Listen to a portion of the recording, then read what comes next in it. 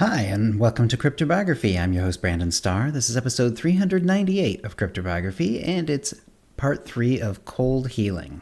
And here we go. My parents knew a thing or two about magic and were able to set me straight. What I'd been doing was not healing, but resurrecting. And instead of healing magic, I was a necromancer.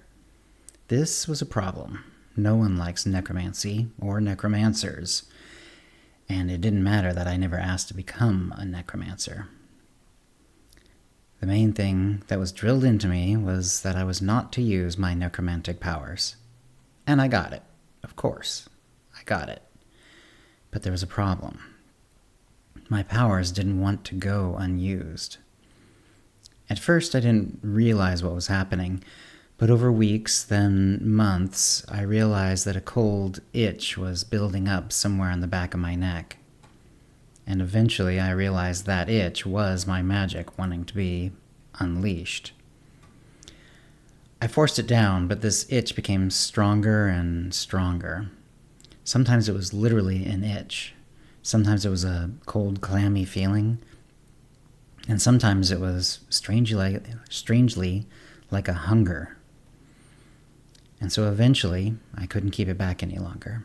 So I started going out into the woods, finding bugs, usually, and raising them. Fortunately, the bugs were not a big deal. Some never found their way back to the house to hang out next to their raiser, and the ones that did looked a lot like regular bugs. But on a couple of occasions, I really needed to use my powers. I had already tried and failed to find anything in the forest the day before, and I was on the second day of looking. And though I couldn't find a bug, I found an opossum. I knew I shouldn't. If a squirrel could follow me back home, an opossum certainly could. This one wasn't playing dead. It had been killed and partly eaten by some predator. The body was out in the open, so I presumed the predator had been frightened off by something. As soon as I saw the body, the prickling in the back of my neck started.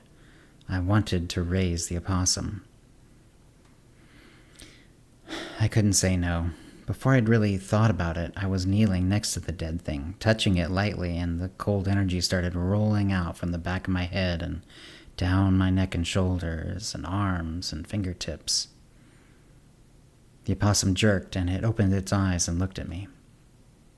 I sat back. I was a little alarmed. I mean, it was one thing when I thought I was healing these creatures, but now I was doing something unnatural. But no, I thought, I didn't make some dark pact with a dark creature. This is just something I can do. Why call it unnatural? But the opossum was disturbing to me, even though I was the one who made it move. I had heard of necromancers who could control or influence the things they raised. Roll over, I said. Nothing happened. The opossum looked at me. Instead, I thought hard about the opossum rolling over and looked at it. And the opossum rolled over. Thrilled, I thought about what I should have the opossum do. But I didn't want an undead opossum pet. Live how you were living, I thought at it. Live in the woods.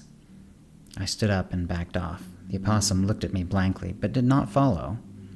I thought at it again, and it turned and waddled off into the woods. Satisfied, I returned home.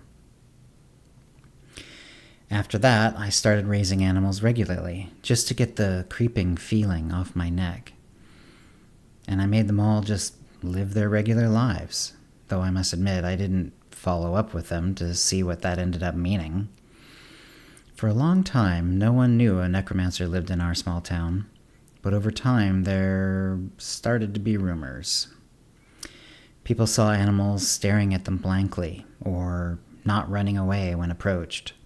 Hunters bagged small game that tasted foul. And people saw animals active at times of day or night when they shouldn't be.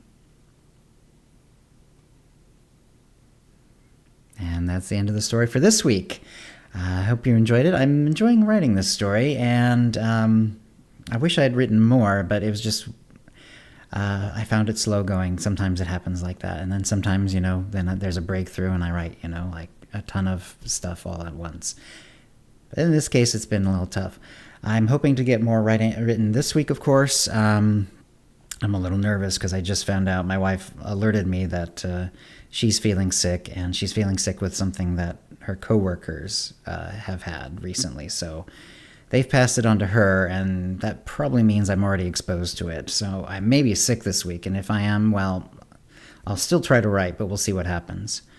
Anyway, hope you enjoyed it. If you have any comments or questions about this episode or previous episodes, cryptobiography@gmail.com, or hit us up on Facebook or Mastodon, or especially Blue Sky, which is where I am now mostly. And I no longer post on Twitter X. So Blue Sky is good. Mastodon will work. And we're also on Facebook. Thank you for listening. Words and music, copyright 2025, Brandon Starr, all rights reserved. Characters and events are fictional, fictionalized, or satirical.